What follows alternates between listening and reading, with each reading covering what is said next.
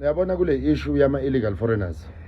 eyodwa engifuna niyikhumbula ukuthi most of labantu laba eniba defendayo ngesuka ko Ethiopia ko Somalia ko Pakistan ko Burundi ko Sudan esebenza la ukuthi most yabo bebe amasosha bebebulala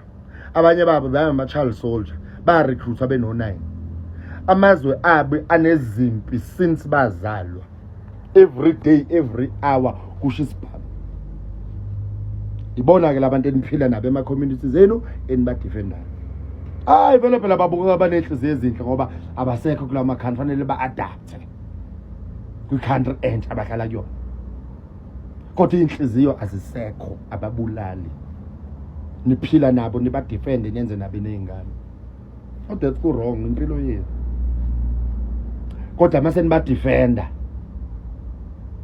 ama-South Africans ayazama ukuthi avule ipaza bawabulale noma bawa-intimidate bayatshela ukuthi if uzosivula lesipaza uzoba nenkinga or sidayise ngenkani nansi imali fuseke abantu ke laba eniphila nabo labantu ayikho inhlobo yezibhamu yazi kune-community lapha eGoli kune-community yama-Ethiopians so kunomgaqo nje section yazi ukuthi yama-Ethiopian kune-section ekwaziwayo ukuthi hayi lena yama-Somalian ayikho inhlobo yesibhamu abangenayo laba bantu mhlawumbe nike naka makufika amaphoyisa ezitolo zapha amaphoyisa MEC yonke into ametro uthi abantu bezitolo bayihlekela nje bayisimayilela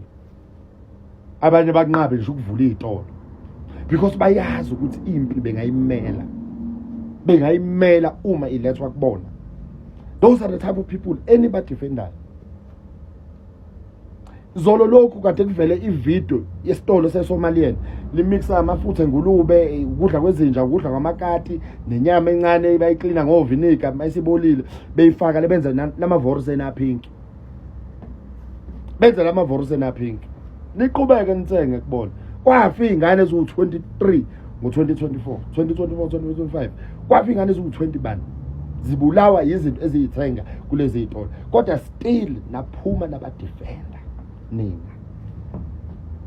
naphuma nabadefender kodwa ke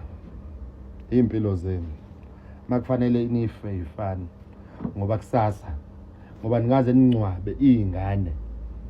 ezabulawa izinto ezathengwa kulezi izitolo ezinye zabo zadutshulwa amaPakistan namaSomaliland bonke ningaze niyincwabe so kulula ukuthi nibadefend